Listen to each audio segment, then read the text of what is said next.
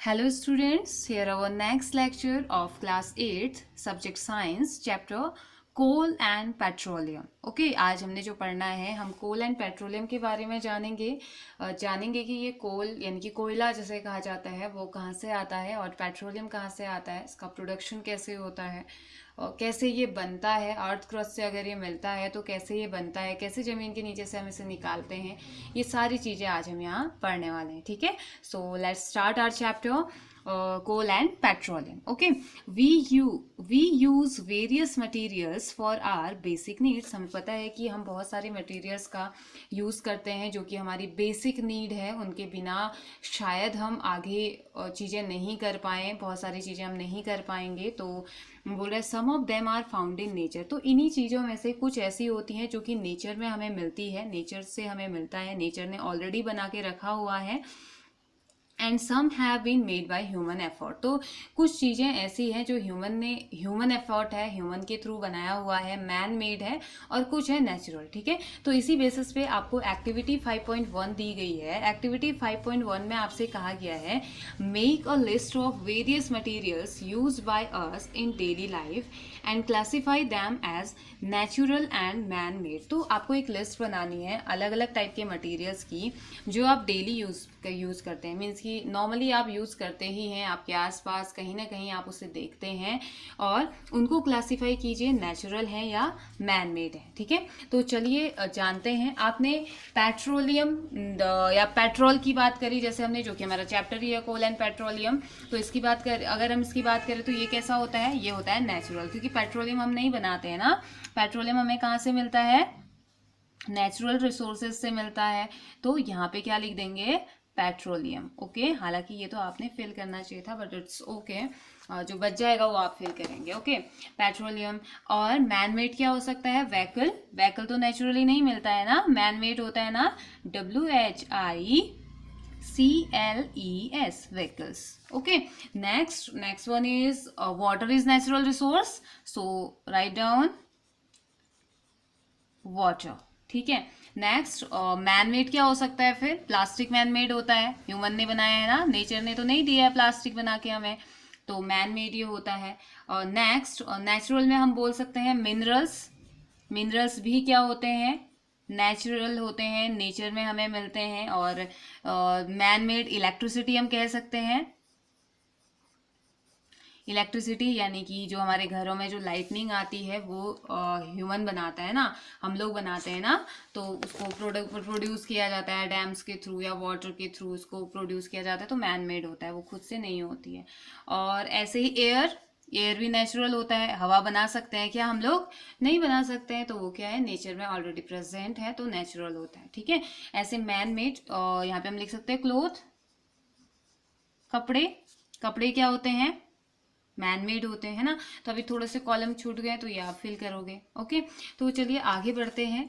Does this list include air, water, soil and minerals, क्या इस list में आपको एयर, वाटर, सॉइल, मिनरल्स आपको मिले। Since all these are obtain from nature, ये सभी के सभी कहाँ से मिलते हैं, हमें नेचर से मिलते हैं। आप सॉइल भी यहाँ पे लिख सकते हो। ओके, नेचुरल होते हैं, तो बोल रहे they are called natural resources, ये हमें नेचर से मिलते हैं, तो इस वजह से इन्हें क्या कह दिया जाता है, नेचुरल रिसोर्सेज, यानी कि ऐसे रिसोर्सेज जिसमें ह्यूमन का या किसी भी एनिमल का कोई रोल नहीं है उनके प्रोडक्शन में, हमारा नेचर उसे खुद ही बनाता है। ओके, नेचर वो हमें खुद ही प्रोवाइड करवाता है ताकि हम उसे यूज कर सकें और हम सर्वाइव कर सकें। ओके, तो यहाँ पे बूजो बोल रहा है can we use all are natural resources for ever, तो बूजो का क्वेश्चन है कि जो नेचुरल रिसोर्सेज होते हैं क्या उन्हें हम हमेशा के लिए यूज कर सकते हैं, हम चाहे कितना ही यूज करें क्या वो खत्म नहीं होंगे।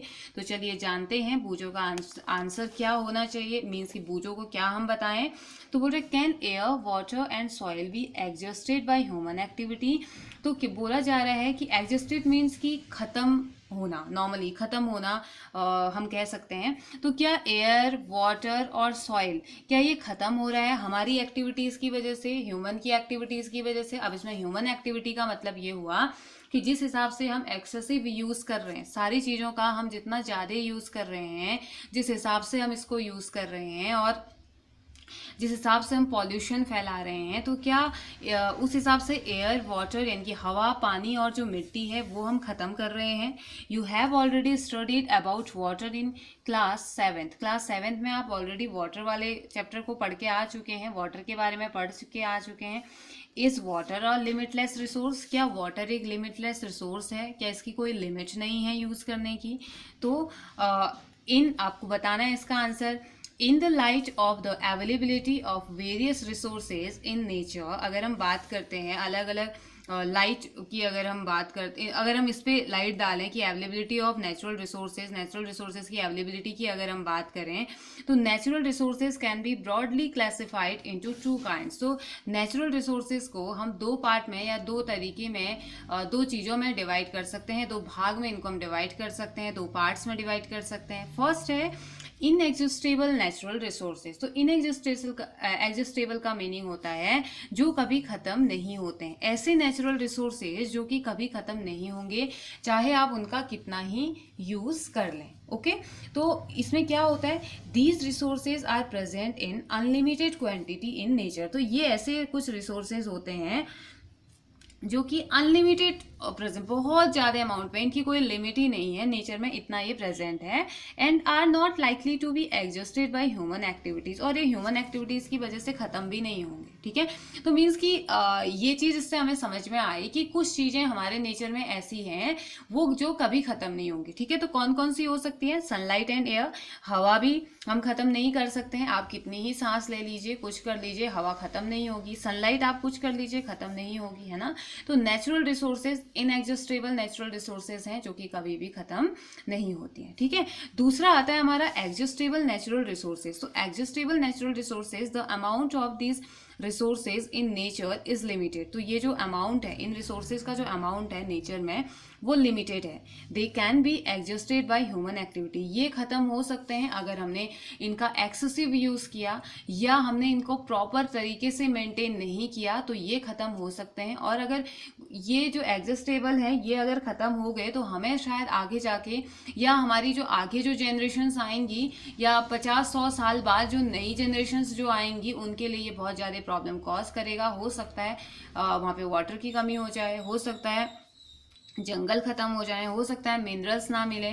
तो कुछ नेचुरल रिसोर्सेज तो ऐसे होते हैं कि जिनको आप कितना ही यूज़ करो ख़त्म नहीं होने वाले हैं। जैसे कि सनलाइट कितना ही यूज़ करो वो ख़त्म नहीं होगा, हवा आप कितना ही यूज़ करो वो ख़त्म नहीं होगा। लेकिन कुछ नेचुरल रिसोर्सेज ऐसे भी होते हैं जो कि ख़त्म हो जाते हैं, है ना, जो ख़त्म हो सकते हैं। तो उनमें कौन कौन से हैं, फॉरेस्ट जंगल। अगर हम ऐसे ही जंगल काटते रहे जिस हिसाब से हम अभी काट रहे हैं, जैसे हम डिफॉरेस्ट्रेशन कर रहे हैं, अपना घर बनाने के लिए हम जंगल कट कर देते हैं, पेड़ कट कर रहे हैं, जिस हिसाब से हम ये कर रहे हैं एक दिन जंगल खत्म हो जाएंगे।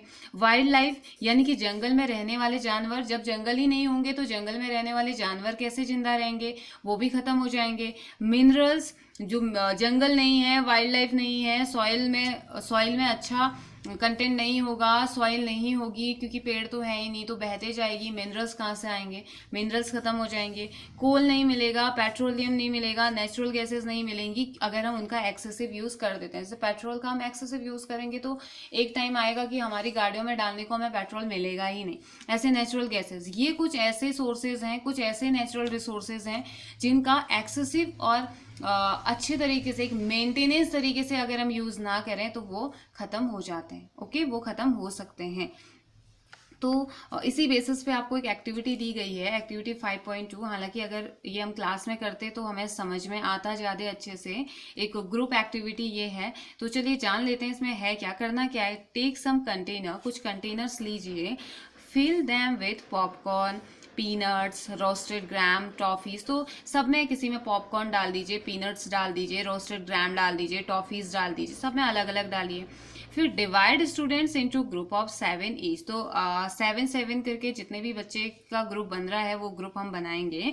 Further divide each group into 3 सब ग्रुप्स। फिर इन ग्रुप्स को 3 उसके भी छोटे ग्रुप्स में हम डिवाइड करेंगे, जिसमें कि कंटेनिंग 1, 2 एंड 4 स्टूडेंट। एक में 1 बच्चा होगा, एक में 2 बच्चे होंगे, एक में 4 स्टूडेंट होंगे। ठीक है, 4 बच्चे होंगे। Label them as first, second and third generation respectively. तो इनको क्या कर देंगे ना, हम एक को हम पहली जनरेशन मान लेंगे, दूसरे को दूसरी जनरेशन और तीसरे को तीसरी जनरेशन। यानी कि जनरेशन मीन समझते हैं ना, जैसे कि अगर मैं आपके घर में बताऊं तो आपके दादाजी वाली एक जनरेशन, आपके फादर वाली दूसरी जनरेशन, और जो आप हो वो उनकी थर्ड जनरेशन हो, ठीक है। तो ऐसे ही हम इसको जनरेशन मान ले रहे हैं, मीन्स की दादाजी वाली, फादर वाली और आपकी वाली, देयर आर 3 जनरेशन, ओके। तो आपको ऐसे ही समझना है। तो दीज सब ग्रुप्स, कौन से सब ग्रुप्स, जो कि हमने जनरेशन बताई है, first, second and third generation. The consumer, ये क्या है, कंज्यूमर्स हैं, जो कि किसी चीज को ले रहे हैं, टेक कर रहे हैं, ठीक है, खा रहे हैं, या किसी चीज का उपभोग जो कर रहे हैं, उपभोक्ता इनको कहा जाता है, कंज्यूमर्स को। तो as population in is growing second and third generation. अब देखिए, हमने बोला कि इसको मैंने फर्स्ट जनरेशन माना, इसको सेकंड माना, इसको थर्ड माना, यानी कि फर्स्ट जनरेशन में एक था, एक ही जना हमने कहा, सेकंड जनरेशन में 2 लोग और थर्ड जनरेशन में 4 लोग थे, ठीक है। तो अब ऐसे ही जैसे जैसे हम आगे बढ़ रहे हैं, यानी कि सेकंड और थर्ड जनरेशन की तरफ बढ़ रहे हैं, तो नंबर ऑफ पीपल बढ़ रहे हैं ना, जनरेशन में कंज्यूमर्स का नंबर बढ़ रहा है ना, लोग बढ़ रहे हैं। तो क्या बोला जा रहा है यहाँ पे, second and third generation have larger number of consumers. Put 1 full container of each group on a table। तो आपने क्या करना है, put 1 full container for each group 1, मतलब जो आपने कंटेनर भरा हुआ है, जो आपने कंटेनर लिए हुए हैं, उसमें आपने भले ही पीनट डाला है, पॉपकॉर्न डाला है, जो भी डाला है, इसे फुल कर दीजिए, एक ग्रुप के लिए एक टेबल को दे दीजिए। और ask consumer of the first generation from each group to consume eatables from the container of their group. तो और उनसे कहिए, जो कंज्यूमर है हर एक ग्रुप से, हर एक जनरेशन से, फर्स्ट जनरेशन से कहिए, मीन्स कि ask them of the first generation से कहिए कि हाँ, जो कंज्यूमर्स हैं, मतलब हर एक ग्रुप के फर्स्ट जनरेशन से आप कहिए कि आइए और इनको खाइए, जो आपने कंटेनर में दिया हुआ है उसे खाइए। Now ask the second generation consumer from each group to do same. तो फिर ऐसे ही जो हमने सेकंड ग्रुप बनाया है, उसका जो सब ग्रुप है, उसकी जनरेशन से कहिए, फिर ऐसे ही थर्ड जनरेशन से, ऐसे हमने कहते रहना है, ठीक है, और उसको खाते रहना है। Ask student to observe carefully the availability of eatable in each container. अब देखिए, अब आपको पता करना है कि कितनी अवेलेबिलिटी, जो चीजें आप खा रहे हैं, अब उनके वो कितने अवेलेबल रह गए हैं कंटेनर में।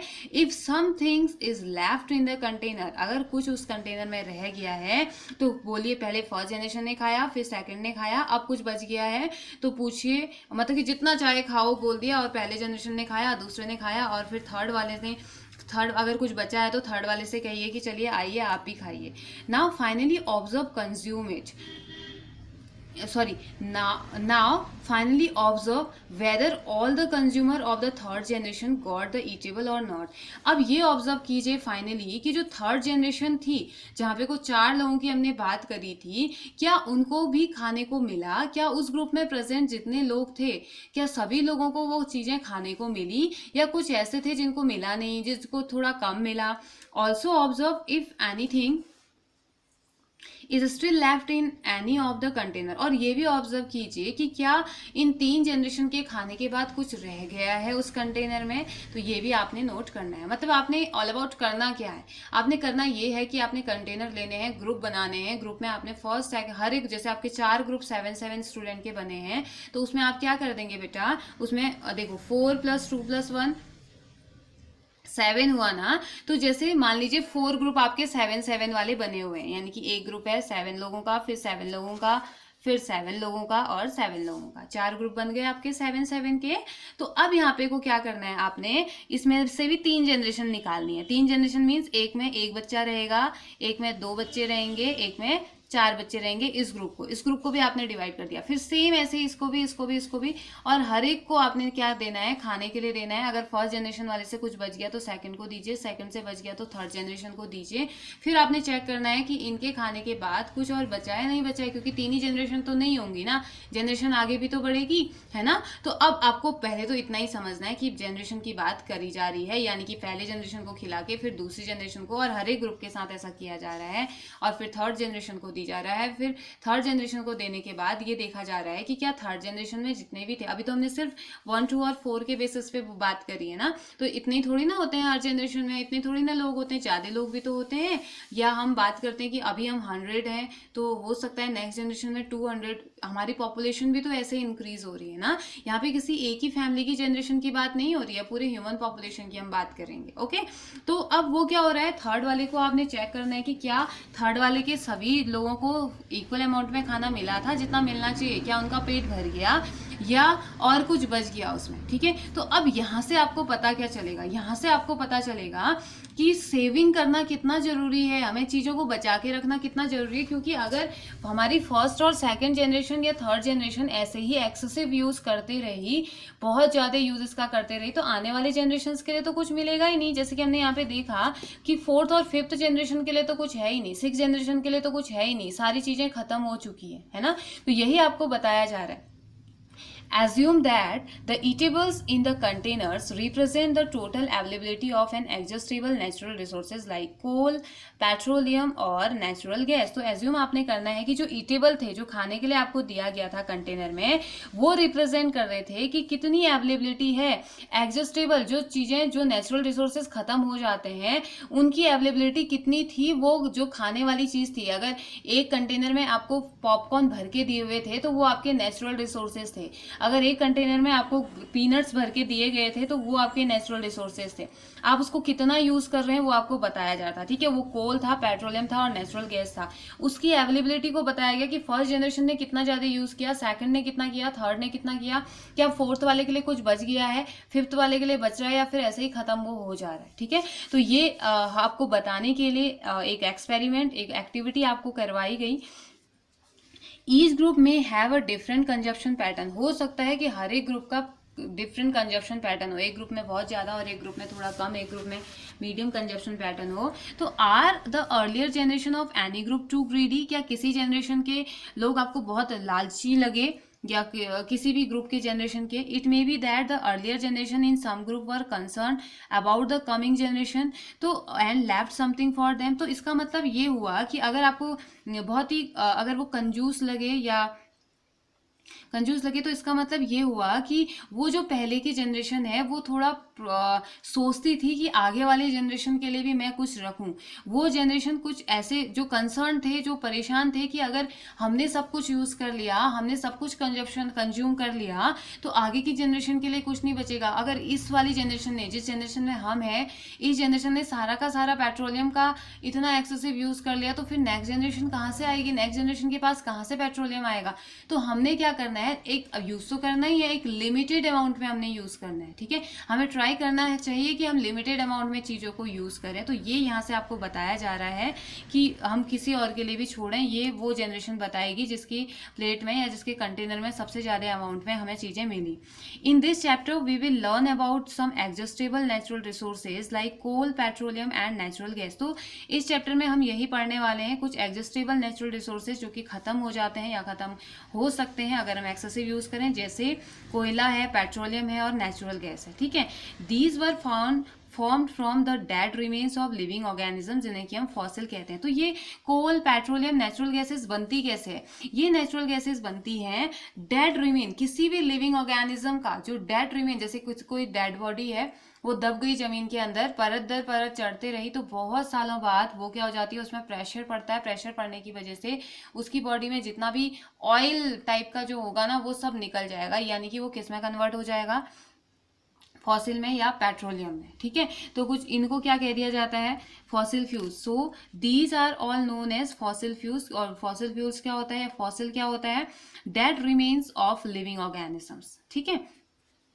तो अब जानते हैं कोल के बारे में। कोल क्या होता है, यू मे हैव सीन कोल और हर्ड अबाउट इट। आपने कोल को देखा होगा, कोयला आपने देखा होगा, जो लकड़ी जब हम जलाते हैं, आग हम जलाते हैं तो उसके बाद जो रिमेन रह जाता है ब्लैक ब्लैक पार्ट, उसे कोल कहा जाता है। और इसके बारे में सुना भी होगा, आपने सुना होगा कि ये पत्थर का जितना हार्ड भी होता है कभी कभी, और ब्लैक कलर का ये होता है, ठीक है। तो coal is one of the fuel use to cook food. तो कोल एक ऐसा फ्यूल का एक ऐसा तरीका हम कह सकते हैं जो कि पुराने जमाने में इसका यूज किया जाता था खाना बनाने के लिए। अभी भी कहीं कहीं, हालांकि अब तो गैस सिलेंडर का यूज होता है, बट अभी भी कहीं जहां तक ये नहीं पहुंच पाया है तो वहां पे कोयले का यूज लोग करते हैं ताकि वो खाना बना सके, लकड़ी लगाते हैं और कोयला बनाते हैं। Earlier it was use in railway engine to produce stream to run the engine.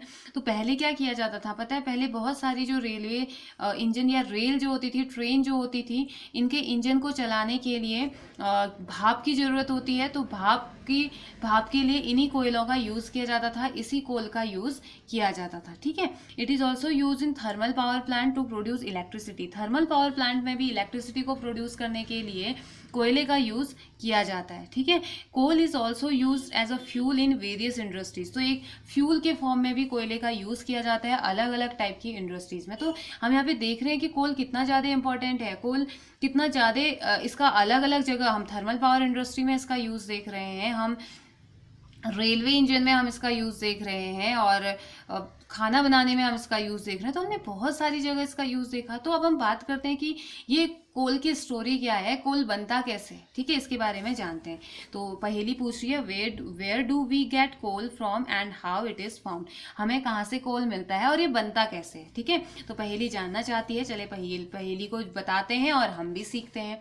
तो about 300 million years ago the earth had dense forest in low laying wetland areas, तो 300 साल मतलब कि 300 मिलियन साल पहले अर्थ एक बहुत घने फॉरेस्ट से घिरा हुआ था, ठीक है, मीन्स कि बहुत ही ज़्यादा जंगल वाले एरिया से वो घिरा हुआ था ड्यू टू नेचुरल प्रोसेसेस। तो कुछ नेचुरल प्रोसेसेस की वजह से, जैसे like flooding, these forest got buried under the soil. तो ये क्या हो गए, ये जो नेचुरल प्रोसेस है, जैसे कि कभी क्या हो गया, भूकंप आ गया, कभी बाढ़ आ गई, कभी दरार पड़ गई, कैसे भूस्खलन वगैरह, बहुत सारे नेचुरल प्रोसेसेस होती है ना, तो अर्थक्वेक वगैरह अगर आ गया तो इस वजह से क्या हुए, धीरे धीरे ये फॉरेस्ट क्या हो गए, नीचे की तरफ जमीन के अंदर दबने, बरीड मीन्स दब जाना, ठीक है, नीचे के अंदर दबना स्टार्ट हो गए प्रेशर की वजह से, ऊपर से पड़ने वाले प्रेशर की वजह से धीरे धीरे ये जंगल क्या हो गए, नीचे सॉइल में यानी कि मिट्टी में धंसना स्टार्ट हो गए।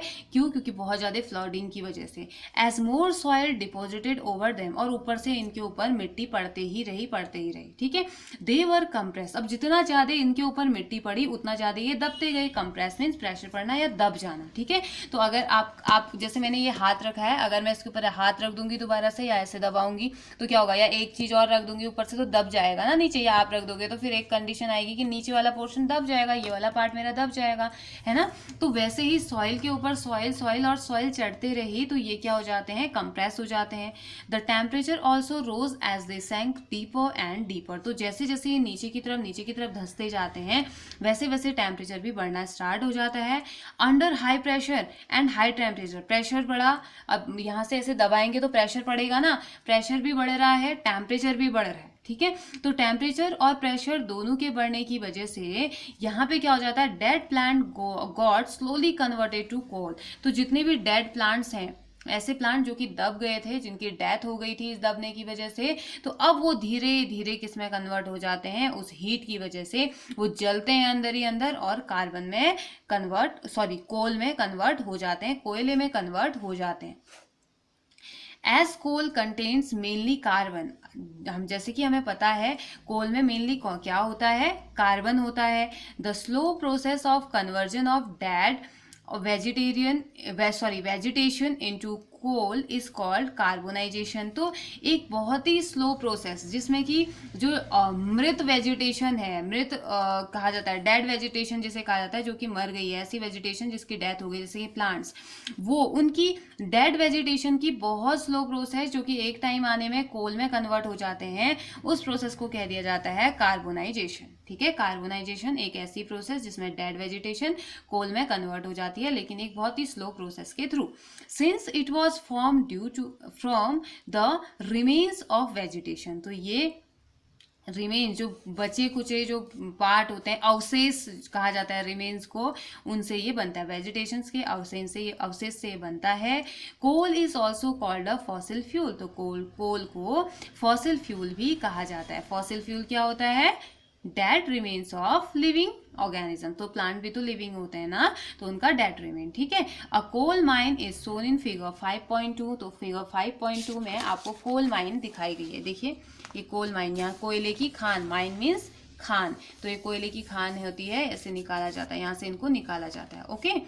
व्हेन हीटेड इन एयर, जब इसको एयर की प्रेजेंस में हीट किया जाता है, coal burn and produce mainly carbon dioxide gas, ये कोल क्या होने लगता है, जलने लगता है और प्रोड्यूस करता है क्या, कार्बन डाइऑक्साइड गैस को ये प्रोड्यूस करना स्टार्ट कर देता है, ठीक है।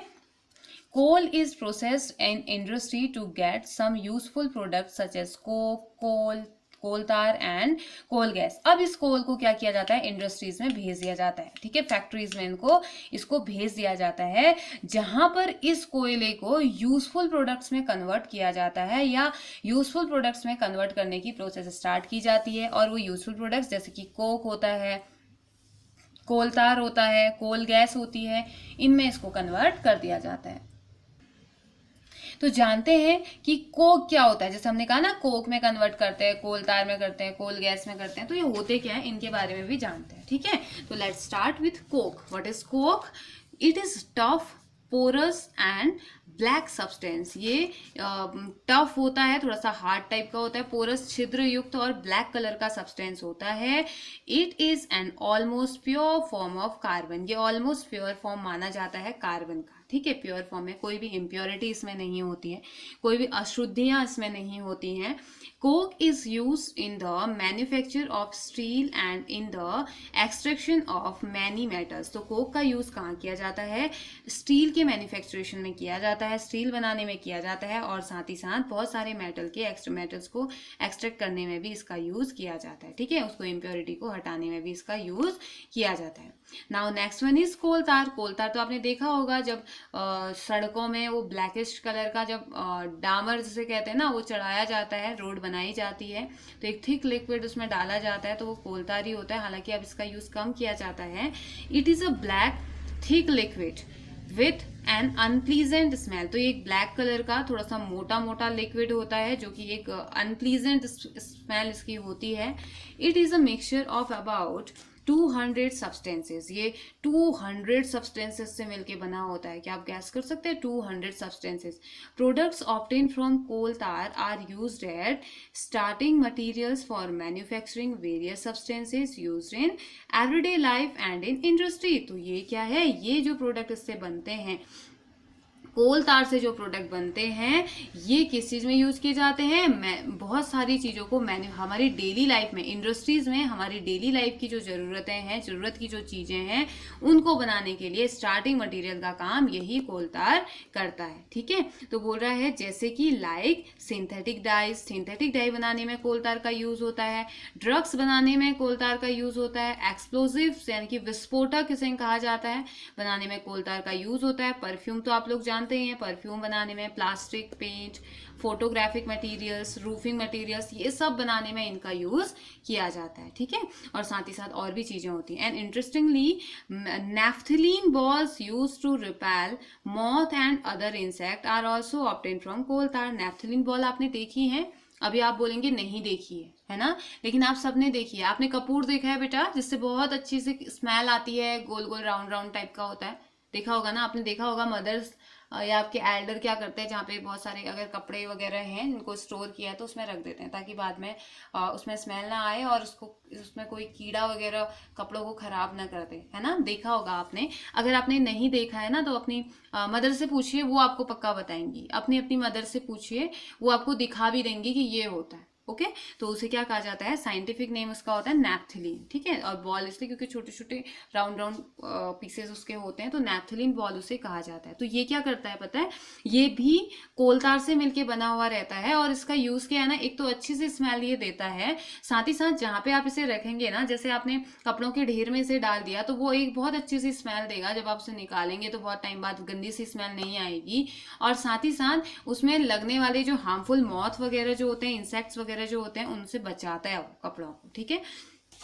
तो बोल रहा है दीज डेज बिचमेन, बिचमेन होता है एक प्रोडक्ट, पेट्रोलियम प्रोडक्ट ये होता है। These days bitumen petroleum product is use in place of coal tar for metalling the road. आजकल रोड को मेटलिंग करने के लिए कोल तार की जगह बिचमेन का यूज किया जा रहा है, जो कि पेट्रोलियम का ही प्रोडक्ट होता है, ठीक है, पेट्रोल का ही प्रोडक्ट होता है, उसका यूज किया जा रहा है।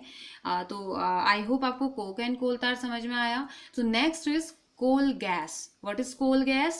Coal gas is obtained during the processing of coal to get coke. तो coal gas एक कब बनती है? coal gas कब हमें मिलती है? during the processing of, जब कोल से कोक बन रहा होता है, कोयले से जब कोक बनने की जो प्रोसेस होती है ना, उस टाइम पे जो गैस इवॉल्व होती है, जो गैस बनती है, उसे कोल गैस कहा जाता है, okay.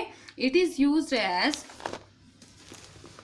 It is used as a fuel in many industries situated near the coal processing plant. तो coal processing plant में ये एक फ्यूल की तरह काम करता है. बहुत सारी इंडस्ट्रीज में ये एक फ्यूल की तरह, ऑयल की तरह ये काम करता है, यानी कि उनको चलाने के काम आता है. जैसे गाड़ी में फ्यूल डालते हैं तो गाड़ी चलती है ना, ऐसे ही बहुत सारी इंडस्ट्रीज में ये फ्यूल का काम करता है. ठीक है, तो चलिए आपको बॉक्स में कुछ बताया गया है, यहाँ पे क्या कहा जा रहा है देखते हैं.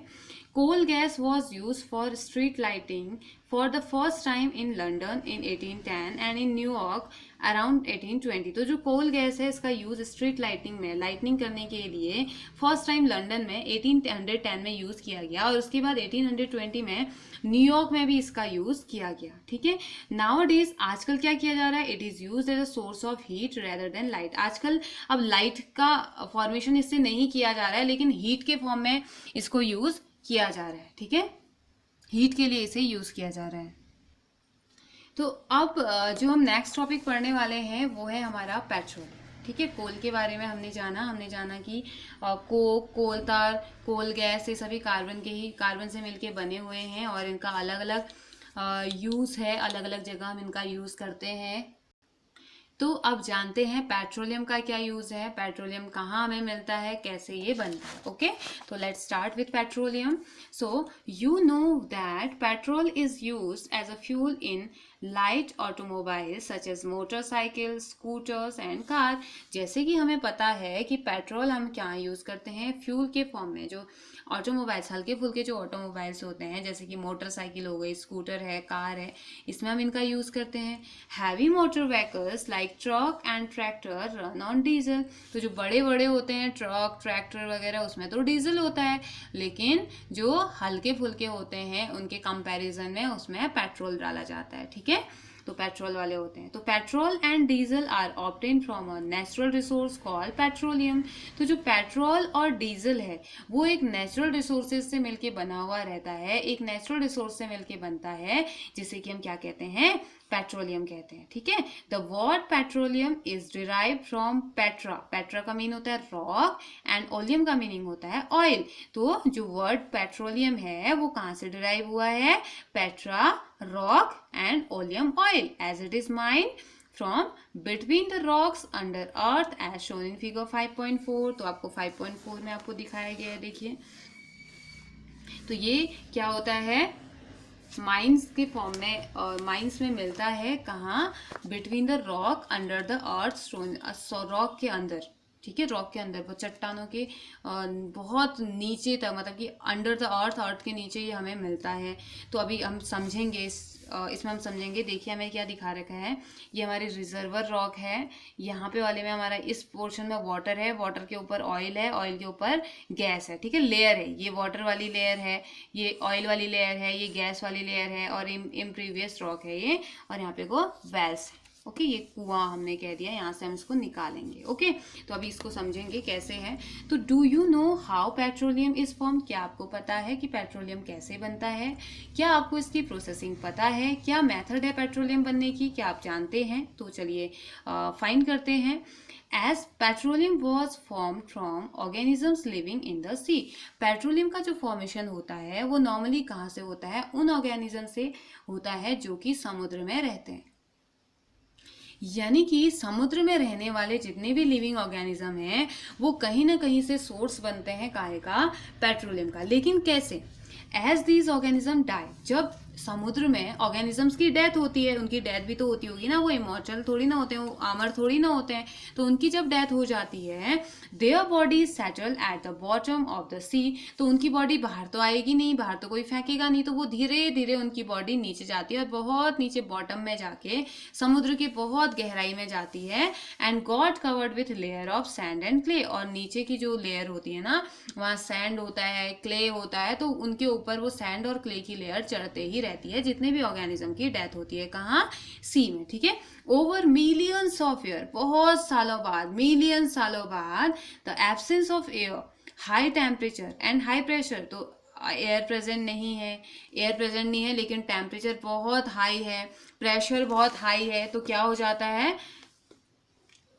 high temperature and high pressure transform the dead organism into petroleum and natural gas। तो ये बहुत ज़्यादा टेम्परेचर और बहुत ज़्यादा प्रेशर जो ये डेड ऑर्गेनिज्म जो दब गए हैं उसको पेट्रोलियम और नेचुरल गैस में कन्वर्ट कर देता है। ठीक है, हमने क्या पढ़ा, पेट्रोलियम जो कि जिसमें कि जो पेट्रोल और डीजल जो ऑब्टेन्ड होता है वो पेट्रोलियम से मिलता है, और जो पेट्रोलियम है वो उन ऑर्गेनिज्म से मिलता है जो कि समुद्र में डेथ हो जाती है जिनकी, और वो फिर धीरे धीरे नीचे की तरफ जाने लगते हैं। और जब नीचे की तरफ जाते हैं तो वहाँ सैंड यानी कि रेत और क्ले से उनको भर दिया जाता है, मीन्स कि उनके ऊपर लेयर चढ़ जाती है, और जब ये लेयर चढ़ते ही रहती है तो वहाँ पे हवा नहीं मिल पाती है, उसको एयर नहीं मिल पाती है, लेकिन हाई प्रेशर और टेम्परेचर बहुत ज़्यादा हो जाता है। तो यही हाई प्रेशर और हाई टेम्परेचर क्या कर देता है, जो डेड ऑर्गेनिजम्स है उनको पेट्रोलियम और नेचुरल गैस में कन्वर्ट कर देता है। ओके, तो लुक एट फिगर 5.4। तो देखिए 5.4 की तरफ। अब देखिए, अब इसमें आपको क्या बताया जा रहा है, it shows the deposits of petroleum and natural gas. हम कितना डिपॉजिट कर रहे हैं पेट्रोलियम और नेचुरल गैस का, या कितना डिपोजिशन उसका हो रहा है वो उसको दिखाया गया है।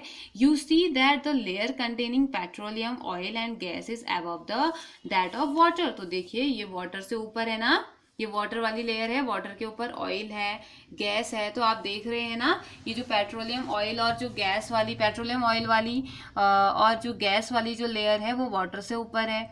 वाई इट इज सो, ये पानी से ऊपर क्यों होगी बेटा, क्या आप गैस कर सकते हैं? यस, आप गैस कर सकते हैं क्योंकि आप पढ़ के आ चुके हैं। Recall that the oil and gases are lighter than water. याद कीजिए कि ये जो गैस होती है, जो ऑयल होते हैं, ये क्या होते हैं, पानी से हल्के होते हैं ना, और इसमें मिक्स नहीं हो पाते हैं तो ऊपर ही तैरते रहते हैं, पानी से ऊपर आ जाते हैं ये। तो यही एक प्रोसेस है, यही वजह है कि ये इसमें वाटर के ऊपर ऑयल और गैसेस को दिखा रखा है, क्योंकि वाटर इनमें सबसे हैवी होता है, इसकी डेंसिटी सबसे ज़्यादा होती है, जिस वजह से ऑयल और गैसेस के ऊपर तैरते रहते हैं, मिक्स नहीं हो पाते हैं। ठीक है, the world's first oil well was, world की सबसे पहली जो ऑयल का मतलब तेल का जो कुआं था वॉज ड्रिल मीन खोदना। कहाँ खोदा गया था? पेंसिल्वेनिया में। ठीक है, जो कि यूएसए में है इन 1859 में। और 8 ईयर लेटर, उसके 8 साल बाद 1867 में ऑयल वॉज स्ट्रक एट मक्कुम इन आसाम। हमारे देश में जो आसाम है 1867 में यहाँ पे भी ऑयल को स्ट्रक किया गया। ठीक है, in India oil is found in Assam, Gujarat, Mumbai high and in the river basins of Godavari and Krishna. तो ये कहाँ कहाँ मिलता है? हमारे इंडिया में जो ऑयल मिलता है वो असम में मिलता है, गुजरात में मिलता है, मुंबई में मिलता है, और गोदावरी और कृष्णा रिवर के बेसिन में भी ये हमें ऑयल देखने को मिलता है या ऑयल मिलता है। ठीक है, तो नाउ अब हमने पेट्रोलियम पढ़ तो लिया कि हमें कहाँ से मिल रहा है, पेट्रोलियम कैसे मिलता है, पेट्रोलियम से क्या क्या हो रहा है, ये हमने पढ़ तो लिया। लेकिन अब रिफाइनिंग ऑफ पेट्रोलियम हमें पता है कि जब अगर वो नीचे से मिल रहा है तो उसके साथ तो बहुत सारी इम्प्योरिटीज होती होंगी और चीजें भी तो मिक्स होती होंगी ना। तो इनकी रिफाइनिंग कैसे की जाती है, इनको साफ कैसे किया जाता है? Refining of petroleum means petroleum को साफ कैसे किया जाता है, इसकी जो इम्प्योरिटीज हैं, इसमें मिक्स जो इम्प्योरिटीज हैं उन्हें कैसे निकाला जाता है, कौन कौन से मेजर्स उनको निकालने के लिए यूज किए जाते हैं, ये हमने जानना है। Okay, so petroleum is a dark oily liquid. Petroleum क्या होता है? एक डार्क कलर का ऑयली लिक्विड होता है। It has an unpleasant order. एक अनप्लीजेंट ऑर्डर मीन्स स्मेल या खुशबू हम कह सकते हैं, एक अनप्लीजेंट स्मेल इसकी होती है। It is a mixture of various constituents such as petroleum gas, petrol, diesel, lubricating oil, paraffin wax etcetera. तो ये क्या होता है? ये मिक्सचर होता है बहुत सारी चीज़ों का, जैसे कि इसमें पेट्रोलियम होगा, पेट्रोलियम तो हमने निकालना ही है, वो तो है ही है, साथ ही साथ इसमें पेट्रोल मिक्स होगा, डीजल मिक्स होगा, कुछ ऑयल इसमें मिक्स होंगे, पैराफिन वैक्स इसमें मिक्स होगा। तो ये सारी चीज़ें इसमें मिक्स होती हैं, तो एक इम्प्योरिटी इसमें ले आती है, क्योंकि हमें तो सिर्फ पेट्रोलियम चाहिए, है ना। So the process of, please turn your page and open your page number 18. So the process of separating the various constituents या fraction of petroleum is known as refining. यानी कि इन सभी चीजों में से ये जो अलग अलग कॉन्स्टिट्यूएंट हैं, जो अलग अलग टाइप के फ्रैक्शन में अलग अलग कॉन्स्टिट्यूएंट हमें मिले हैं, उसमें से पेट्रोलियम को अलग करके निकालने की जो मेथड है उसे हम रिफाइनिंग कहते हैं। ठीक है, it is carried out in a petroleum refinery. तो इसे कहाँ कैरी करके लेके जाया जाता है? फिर पेट्रोलियम रिफाइनरी में। देखिए पेट्रोलियम रिफाइनरी कुछ ऐसी होती है, यहाँ इस इम्प्योर जो पेट्रोलियम है इसे इंडस्ट्रीज में ले जाया जाता है, वहां इसका फिल्ट्रेशन प्रोसेस की जाती है, रिफाइनिंग की जाती है, जिससे कि ये प्योर फॉर्म में पेट्रोल हमें मिलता है। Okay, so various constituents of petroleum and their uses are given in table 5.1। तो अलग अलग टाइप के जो कॉन्स्टिट्यूएंट्स हैं पेट्रोलियम के और उनके यूजेस हमें टेबल 5.1 में दिए गए हैं। तो चलिए जानते हैं क्या क्या दिया हुआ है। तो table 5.1 various constituent of petroleum and there uses. Okay, first constituent of petroleum, on the other side uses. इनके यूजेस क्या हैं? तो petroleum gas in liquid form, जब पेट्रोलियम गैस लिक्विड फॉर्म में होती है तो उसे एलपीजी कह दिया जाता है, liquefied petroleum gas. Liquefied petroleum gas means petroleum gas जब लिक्विड फॉर्म में होती है तो ये कहाँ यूज किया जाता है? Fuel for home and industry. हमारे घरों में जो सिलेंडर्स होते हैं ना, सिलेंडर्स में जो गैस होती है वो एलपीजी होती है, लिक्विफाइड पेट्रोलियम गैस, यानी कि पेट्रोल का लिक्विड वाला फॉर्म। ओके, नाउ पेट्रोल कहाँ डालते हैं हम, कहाँ यूज करते हैं? Motor fuel, aviation fuel, solvent for dry cleaning, तो ड्राई क्लीनिंग के सॉल्वेंट के फॉर्म में भी यूज किया जाता है इसे। Kerosene fuel for stove, lamp and other for jet aircraft, तो इसमें कैरोसिन का यूज किया जाता है। डीजल का यूज कहाँ किया जाता है? Fuel for heavy motor vehicle.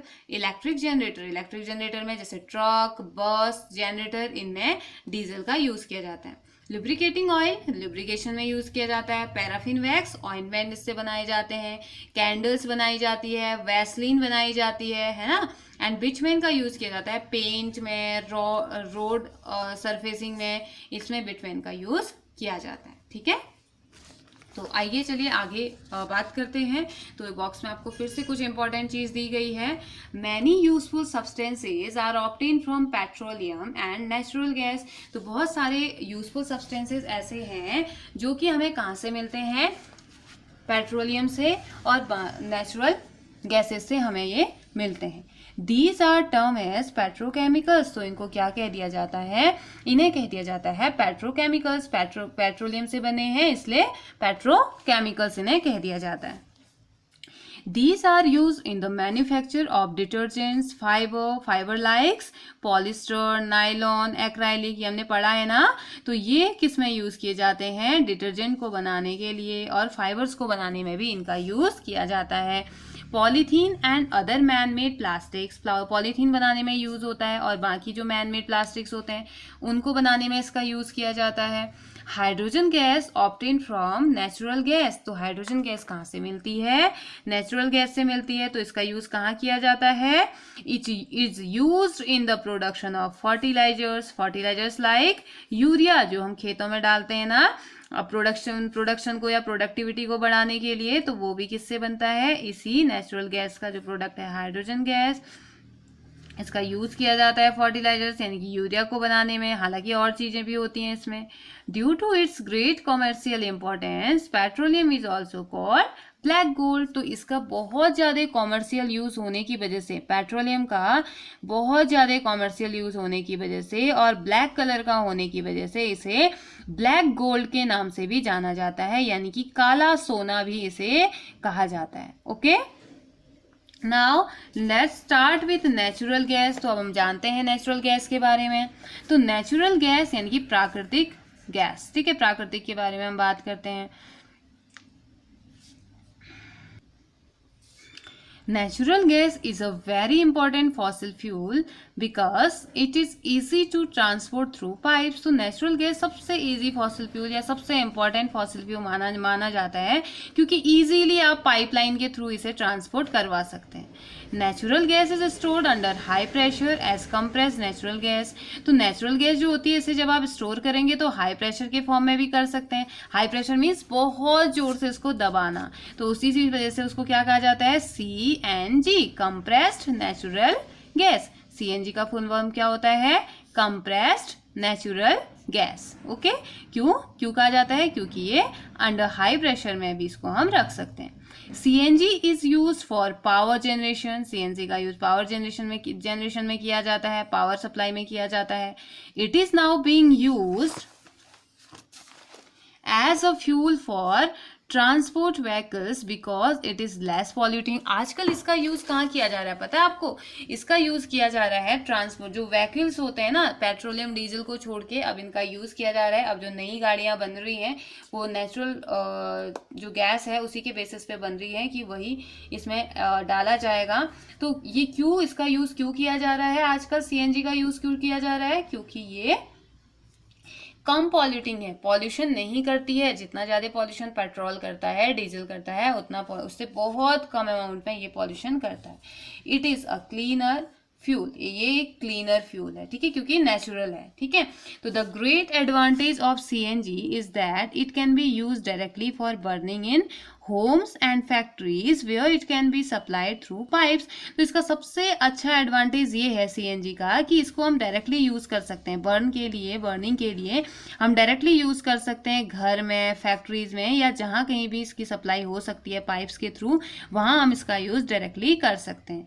Such a network of pipeline exist in Vadodara, Gujarat some parts of Delhi and other places. तो इस तरीके की जो पाइपलाइन है वो गुजरात के वडोदरा में है और दिल्ली के भी कुछ पार्ट में है और कुछ बाकी दिल्ली में है और दिल्ली के कुछ अदर प्लेसेस में भी ये हमें ये पाइपलाइन CNG की देखने को मिलती है। तो natural gas is also use as a starting material for the manufacture of a number of chemicals and fertilisers. तो जो नेचुरल गैस है उसका यूज कहाँ किया जाता है, एक स्टार्टिंग मटीरियल के फॉर्म में इसका यूज किया जाता है, ठीक है।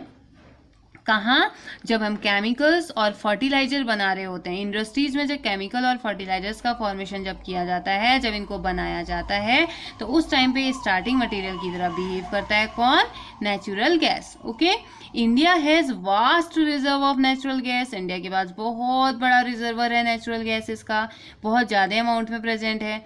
इन आवर कंट्री, हमारे देश में natural gas has been found in Tripura. ये नेचुरल गैस कहाँ मिलती है, त्रिपुरा में मिलती है, त्रिपुरा में देखने को मिलती है। राजस्थान में ये होती है, महाराष्ट्र में होती है, and in the Krishna Godavari delta, साथ ही साथ कृष्णा और गोदावरी के डेल्टा में भी ये हमें देखने को मिलता है। ओके, तो नाउ बूजो क्या कह रहा है, can coal, petroleum and natural gas be prepared in the laboratory from dead organism. तो बूजो जानना चाह रहा है, पहली और बूजो में डिस्कशन हो रहा है कि क्या हम लैब में नेचुरल गैस को बना सकते हैं, क्या हम कोल को बना सकते हैं, पेट्रोलियम को बना सकते हैं जो डेड ऑर्गेनिज्म है उनकी बॉडी से। वो जो जानना चाह रहा है तो पहेली से बता रही है, no their formation is a very slow process and conditions for their formation cannot be created in the laboratory। तो पहेली से, क्योंकि पहेली जो पढ़ाया जा रहा था, जो बताया जा रहा था, वो बहुत ध्यान से सुन रही थी, तो पहेली उसे बताती है कि नहीं, जो इनके फॉर्मेशन की प्रोसेस होती है बहुत स्लो होती है, क्योंकि मिलियंस ट्रिलियन साल इसमें लग जाते हैं। इतने साल तक तो कोई जिंदा ही नहीं रहेगा, कैसे बनाएगा फिर, है ना।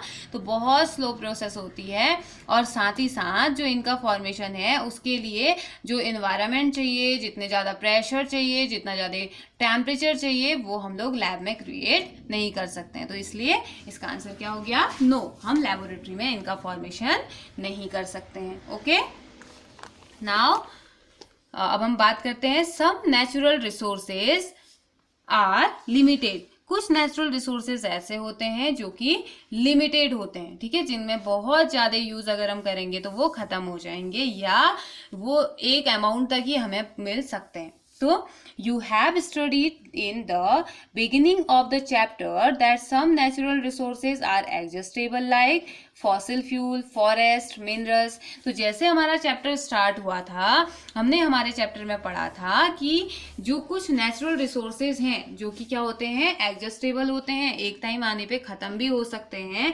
जैसे कि क्या क्या थे उसमें, फॉसिल फ्यूल था यानी कि डेड ऑर्गेनिजम्स के रिमेन्स, और साथ ही साथ जंगल, मिनरल्स. हमने कहा कि अगर हम इनको बहुत ज़्यादा यूज़ करेंगे, एक्सेसिव अमाउंट में अगर इनका यूज़ करेंगे, तो एक्सेसिव अमाउंट में इनका यूज़ करने की वजह से एक टाइम ऐसा आएगा कि जब ये सब के सब खत्म हो जाएंगे. ठीक है. You know that coal and petroleum are fossil fuels. आपको पता है कि कोल और पेट्रोलियम भी क्या है, फॉसिल फ्यूल्स हैं. It required the dead organisms millions of years to get converted into these fuels. तो अगर हम चाहते हैं कि कोल और पेट्रोलियम बने तो ये कितना टाइम लेगा, मिलियंस साल लेगा, मिलियंस ट्रिलियंस ईयर लेगा कि ये जो ऑर्गेनिज्म है, डेड ऑर्गेनिज्म है, ये किस में कन्वर्ट हो जाए, फ्यूल में कन्वर्ट हो जाए. यानी कि डेड ऑर्गेनिज्म के फ्यूल में कन्वर्ट होने के लिए मिलियंस ट्रिलियंस ईयर यहाँ पे लग जाते हैं. ठीक है. ऑन द अदर हैंड, जबकि दूसरी side, the known reservoirs of these will last only a few hundred years. और जबकि दूसरी साइड कुछ known reservoirs ऐसे हैं जिनके बारे में हमें पता है, वो क्या है, वो तो कुछ 100 years के लिए ही रहेंगे, मतलब कि बनने में इतना टाइम लगता है. और जबकि दूसरी साइड जब ये कितने टाइम तक, कुछ 100 सालों तक ही ये रह सकते हैं. Moreover burning of these fuel is a major cause of air pollution. और साथ ही साथ इनके जलने से, जब इनका यूज किया जाता है तो इनके ये ऑक्सीजन के कांटेक्ट में जब आते हैं तो ये जलते हैं, और इनके जलने से एयर पॉल्यूशन होता है. Their use is also linked to global warming. इनके यूज की वजह से, इनके एक्सेसिव यूज की वजह से एक प्रॉब्लम उभरते हुए आ रही है जिसे हम कहते हैं ग्लोबल वार्मिंग. आप देख रहे हैं ग्लोबल वार्मिंग की वजह से कितना एनवायरनमेंट चेंज हो रहा है, टेम्परेचर कितना इंक्रीज हो रहा है, कितनी ज़्यादा गर्मी हो रही है, टाइम से पहले फल पक जा रहे हैं, फ्रूट्स हो जा रहे हैं, जिनका सीजन ही नहीं है वो हो जा रहा है. और इस ग्लोबल वार्मिंग के होने की वजह से बहुत सारी, जैसे कि आइस कैप का मेल्ट हो जाना, ये मेल्ट हो जाएगा. क्यों? क्योंकि ग्लोबल वार्मिंग होगी तो इट मीन्स गर्म होना, अर्थ का टेम्परेचर बढ़ेगा, और अर्थ का टेम्परेचर अगर बढ़ जाएगा तो हमारे साथ बहुत ज़्यादा प्रॉब्लम हो जाएगी. जो अल्ट्रावायलेट रेज हैं, ग्रीन हाउस इफेक्ट हो जाएगा, हमारी जो लेयर है, ओजोन लेयर, वो उसका डिप्लेशन हो जाएगा, वो उसमें छेद हो जाएगा. तो उसकी वजह से वहाँ से आने वाली, सन से आने वाली जो अल्ट्रावायलेट रेज हैं वो वापस नहीं जा पाएंगी, वो अर्थ में आ जाएंगी, जिससे कि बहुत सारी स्किन डिजीजेज, स्किन कैंसर होने की खतरे बढ़ जाएंगे. तो ये बहुत सारी प्रॉब्लम्स ग्लोबल वार्मिंग की वजह से हो जाती हैं. ठीक है. It is therefore necessary that we use these fuels only when absolutely necessary. तो इसके लिए, इसको कम करने के लिए हमारे लिए बहुत ज़्यादा ज़रूरी ये है कि हम इन फ्यूल्स का यूज़ तभी करें जब ये हमारे लिए बहुत ज़्यादा ज़रूरी है. ठीक है. जब बहुत ज़्यादा जरूरी हो तभी हम इनका यूज़ करें. This will result in better environment. इसकी वजह से हमें एक अच्छा इन्वायरमेंट मिलेगा, एक शुद्ध हवा, साफ पानी, हमें ये सारी चीज़ें मिलेंगी. Smaller risk of global warming, global warming का रिस्क भी कम हो जाएगा. And their availability for a longer period of time. और साथ ही साथ अगर हम इनका एक्सेसिव यूज़ नहीं करेंगे, इनको अच्छे से मेंटेन करके रखेंगे, तो ये और ज़्यादा लंबे टाइम तक रहेंगे, ताकि आगे की आने वाली बहुत सारी जो जनरेशन है वो भी इनको कंज्यूम कर सके. ओके. सो इन इंडिया, अगर हम इंडिया की बात करें तो इंडिया में क्या है, the petroleum conservation research association, PCRA. What is the full form of PCRA? P for petroleum, C for conservation, R for research and A for association. तो petroleum conservation research association India में है. Advice people how to save petrol diesel while driving. तो उन्होंने बताया, PCRA ने advice किया लोगों को कि आप कैसे बचा सकते हो पेट्रोल और डीजल को जब आप ड्राइव कर रहे हो. तो उसके कुछ टिप्स दिए गए. ठीक है. तो वो टिप्स क्या क्या हैं? Drive at a constant and moderate speed as far as possible. एक कांस्टेंट और मॉडरेबल स्पीड में, मतलब कि बहुत तेज स्पीड भी नहीं होनी चाहिए, एक बिल्कुल फिक्स स्पीड होनी चाहिए। बहुत कभी आप बढ़ा रहे हैं कभी घटा रहे हैं, इस स्पीड में नहीं चलाइए, और जितना ज़्यादा पॉसिबल हो सकता है एक समान स्पीड में रख के आप गाड़ी को चलाइए। Switch off the engine as traffic lights or at a place where you have to wait। तो उस जगह पे अपने इंजन को बंद कर दीजिए जहां पर ट्रैफिक लाइट्स जली हुई हैं या आपका ट्रैफिक हुआ है, और साथ ही साथ उन जगहों में जहां पे आपको वेट करना पड़ रहा है। ठीक है, तो जब भी आपको वेट करना पड़े तो आप गाड़ी स्टार्ट करके मत रखिए, गाड़ी को बंद कर दीजिए। ठीक है, उसका इंजन बंद कर दीजिए। इंजन बंद करेंगे तो वो जलेगा नहीं, उसका ज़्यादा यूज़ नहीं होगा। ज़्यादा यूज़ नहीं होगा तो वो आपके लिए फायदेमंद होगा, आपके पैसे भी बचेंगे, वो खर्च भी कम होगा, और साथ ही साथ पॉल्यूशन भी नहीं क्रिएट करेगा। अगर वैसे तो चलने से तो पॉल्यूशन क्रिएट वो करेगा ही करेगा, लेकिन आप बिना उसको चला नहीं रहे हैं फिर भी आप ऐसे किसी का वेट कर रहे हैं और आपने इंजन ऑन रखा है, तो वो पॉल्यूशन कॉज करेगा ना। आपका तो कोई फायदा नहीं हो रहा है, लॉस हो रहा है, साथ ही साथ एनवायरमेंट को भी वो लॉस पहुंचा रहा है ना। तो next, ensure correct tyre pressure. Tyre में प्रेशर सही है, इसका भी ध्यान रखिए।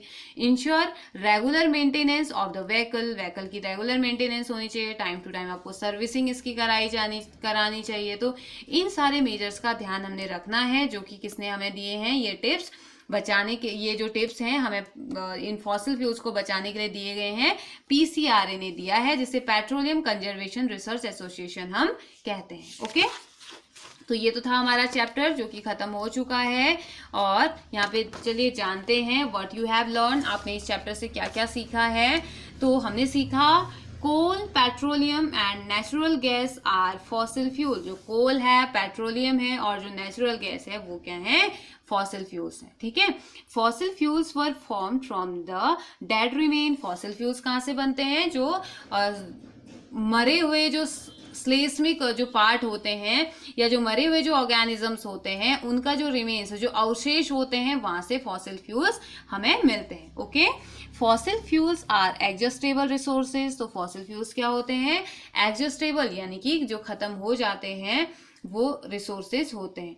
कोल tar and coal gas are the product of coal. तो कोक है, कोल तार है, कोल गैस है, ये सभी किसके प्रोडक्ट हैं, कोल के प्रोडक्ट हैं। हमने पढ़ा कि ये सभी कोयले के प्रोडक्ट हैं। Okay, now next, petroleum gas, petrol, diesel, kerosene, paraffin wax, lubricating oil are obtained by refining petroleum. तो जो पेट्रोलियम गैस होती है हमारी, पेट्रोल होता है, डीजल है, कैरोसिन है, पैराफिन वैक्स है, लुब्रिकेटिंग ऑयल है, ये सभी के सभी हमें कहाँ से मिलते हैं, रिफाइनिंग पेट्रोलियम। पेट्रोलियम की जब रिफाइनिंग होती है तो उस टाइम पे ये सभी प्रोडक्ट हमें मिलते हैं। ठीक है, coal and petroleum resources are limited. हालांकि हमें पता है कि कोल और जो पेट्रोलियम है ये रिसोर्सेज क्या हैं, लिमिटेड हैं, एक लिमिटेड अमाउंट तक ही ये हमें मिल सकते हैं। अगर हमने इनका एक्सेसिव यूज किया तो ये खत्म हो जाएंगे। तो we should use them judiciously. हमने बहुत ध्यान से इनको यूज करना है, ऐसा नहीं कि मिला ही है तो यूज कर रहे हैं। ठीक है, तो ये सारी चीजें हमने सीखी, हमने जाना कि कैसे पेट्रोलियम बनता है, कैसे कोल बनता है, कैसे पेट्रोलियम की रिफाइनिंग करवा दी जाती है, कैसे उसे साफ करवाया जाता है, कोल गैस क्या होती है, कोक क्या होता है, कोल तार क्या होता है, एग्जस्टेबल और इनएग्जस्टेबल नेचुरल रिसोर्सेज क्या होते हैं। इनएग्जस्टेबल में हमने पढ़ा कि ऐसे नेचुरल रिसोर्सेज जो कभी ख़त्म नहीं हो सकते हैं, ह्यूमन एक्टिविटीज़ या ह्यूमन कितना ही उसको यूज़ करे, जैसे कि सनलाइट और एयर, ये कभी भी ख़त्म नहीं हो सकते हैं। ठीक है, क्यों, क्योंकि ये नेचुरली अकरिंग प्रोडक्ट हैं और इनका हम कितना ही यूज़ करें ये ख़त्म नहीं होते हैं। एग्जस्टेबल में हमने पढ़ा ऐसे नेचुरल होते तो ये भी नेचुरल रिसोर्सेज हैं, लेकिन ऐसे नेचुरल रिसोर्सेज ये होते हैं जिसमें कि नेचर में इन रिसोर्सेज का अमाउंट लिमिटेड होता है। ठीक है, एक लिमिटेड अमाउंट तक ये प्रेजेंट रहते हैं, और ये एक टाइम आने पे ह्यूमन एक्टिविटी की वजह से, ह्यूमन की लगातार बहुत ज़्यादा एक्टिविटी, इनका बहुत ज़्यादा कंजप्शन या कंज्यूम करने की वजह से एक टाइम आएगा कि जब ये ख़त्म हो जाते हैं या हो सकते हैं। तो इसके एग्जाम्पल्स क्या क्या हैं, इसके एग्जाम्पल क्या क्या है, फॉरेस्ट। अगर हम लगातार जंगलों को काटते रहेंगे तो जंगल खत्म हो जाएंगे, जंगल खत्म हो जाएंगे, साथ ही साथ वाइल्ड लाइफ भी क्या हो जाएगी, खत्म हो जाएगी। जंगल में रहने वाले की जो जो जीव हैं उनकी जो लाइफ है वो खत्म हो जाएगी। ऐसे ही प्रेजेंट मिनरल्स, हमारे आसपास प्रेजेंट जो मिनरल्स हैं, अगर उनका एक्सेसिव यूज किया जाए, बहुत ज्यादा यूज अगर इनका किया जाता है तो ये भी क्या हो जाते हैं, खत्म हो जाते हैं। कोल का एक्सेसिव यूज किया जाए ये भी खत्म हो जाएगा। पेट्रोलियम जो होता है, यानी कि पेट्रोलियम का अगर हम एक्सेसिव यूज कर रहे हैं, ध्यान नहीं दे रहे हैं कि हमने कब कहाँ कितना यूज करना है, तो इसकी वजह से भी ये क्या हो जाएगा, क्योंकि लिमिटेड अमाउंट में है और बनने की प्रोसेस बहुत स्लो है। खत्म क्यों हो जाता है जल्दी, क्योंकि इसके बनने की प्रोसेस बहुत स्लो है। अगर आज पेट्रोलियम खत्म हो गया ना, तो अब नया पेट्रोल बनने के लिए मिलियन साल इंतजार करना पड़ेगा। तो मिलियन साल कोई जिंदा रह सकता है, नहीं रह सकता है, तो फिर वो आगे उतने सालों बाद जो जनरेशन आएगी उसको जाके वो मिलेगा। तब तक के बीच की जनरेशन क्या करेंगी, गॉड नोस। तो इसीलिए हमें इन सभी का क्या करना है, एक लिमिटेड अमाउंट में यूज करना है, ठीक है। और ऐसे ही नेचुरल गैसेज हैं, इन सभी का हमने क्या करना है, यूज तो करना है, हमारी जरूरत है, लेकिन मेक श्योर कि आप इसे यूज कर रहे हैं जब आपको बहुत ज्यादा जरूरत इसकी है, ठीक है।